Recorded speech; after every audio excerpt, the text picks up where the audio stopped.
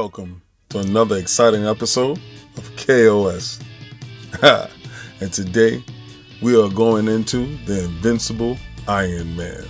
As you can see, that statue over my shoulder is the Mark III maquette from Sideshow. Now let me take these shades off. We see, hey, what's going on today? It is red and gold everything in memory of Tony Stark, who passed away at Endgame. Spoiler alert. I believe the world have seen that movie now. And it gives me great pleasure to bring this statue. I didn't have a movie statue of Iron Man. And I thought this maquette definitely depicted the strength, the armor, and what has drawn me to the character over the years. Now, and I believe it was Iron Man 2 or 3. I'm gonna double check, where he fought the Ironmonger, and that's the big base there, and he has the arm. And I don't have the exclusive edition. The exclusive edition actually came with the Ironmonger's head. And looking back at it now, I really should have got it. Because the statue is magnificent. So let me give you a little back history of Iron Man. And what's the differences between the MCU and the comic books? Well, in MCU, Iron Man actually became the flagship character that translated well on screen, that got us all these wonderful movies. And it wasn't for lack of trying. Marvel tried with other characters, but it seems that Iron Man resonated the most. His story rang true with the people, and it also stuck to the core of the character. Now, in the comic books, Iron Man was never the main guy, always trying to be, always, available, but his stories were some of the best stories. Like A Demon in a Bottle, where he was struggling with alcoholism. You got a brief summary of that in some of his movies, where he will always have a drink in his hand. They never really touched on it. Or Armor Wars, where his technology was stolen and was all over the place, and he had to get it back, and he didn't really appreciate it. And that was a really good take on the character.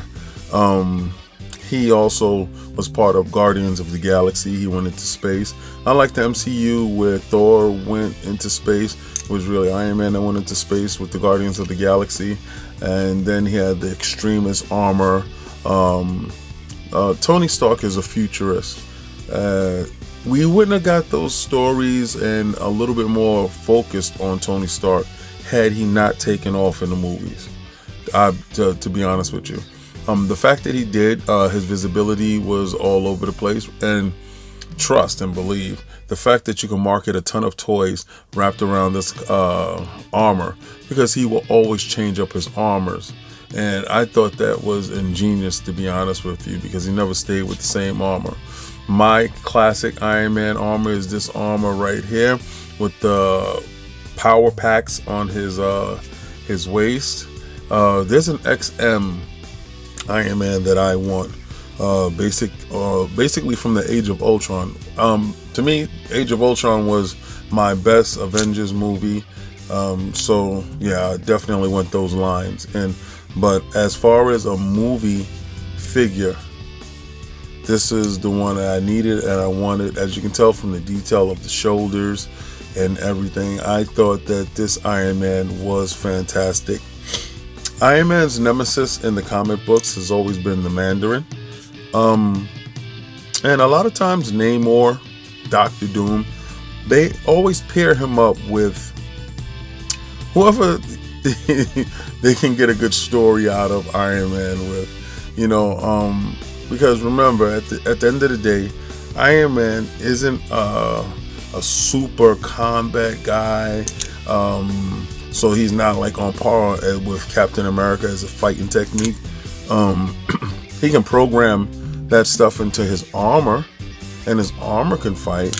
But Iron Man is a man of vast wealth, a billionaire philanthropist, And he's just a playboy, you know. So, and he has a ton of money, and he started turning it around. He started seeing the error of his ways, his company's ways, and now, you know, he wants to be that hero. He was always that hero, but he found out through his trials and tribulations that he can be that hero for the people.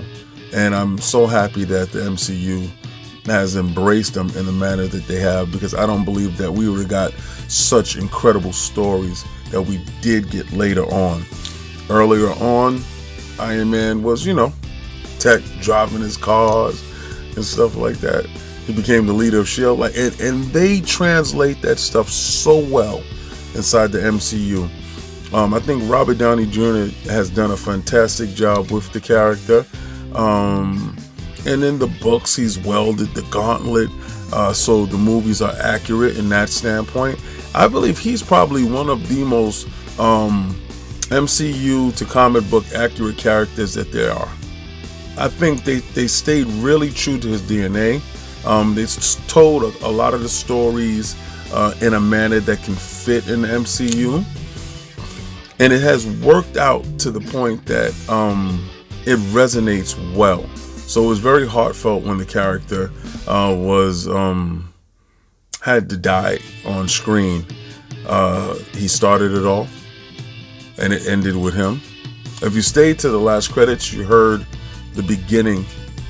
And what Endgame wanted you to understand was the death of Tony wasn't the end of the Avengers or the end of the MCU. That ringing of him building his armor, that was the beginning of the next phase, the beginning of the new MCU, and going forward. You've seen glimpses of that throughout the movies.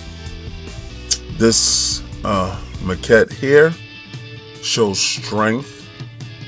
It shows power. And remember, I tell you, that's what I asked for in a lot of my statues. So without further ado, guys, I give you Sideshow Mark III Iron Man maquette. This is probably one of the standout Iron Man statues that you will get. I think retail is somewhere between $6.99. Aftermarket, forget about it. You could probably still pick it up at Sideshow. It has an edition size of 1,500. So might have a couple more there left. Go check it out, see if you can get it. But like, follow, and subscribe. See you guys next week, where I have something that is so amazing it's gonna knock your socks off. And also tune into ILP, where we talk about gaming, the hot new takes on everything. Podcast is incredible with the guys. Also, we're on our road to E3. So last week we did Nintendo's prediction series. This week is Sony's prediction series. You don't want to miss that, especially with this guy here being in rare form. So also go to lordsofgaming.net, where you can get all information on E3, new video games, and opinion pieces from our great writers. Have a ton of great writers there that's putting up some top-notch stuff. And also, for the looter shooter news, I want you to tune into The Last Word with Lord Cognito and Ebontis. Listen, guys, right now, Destiny 2 is at an all-time high, and the raid just dropped for the Division 2.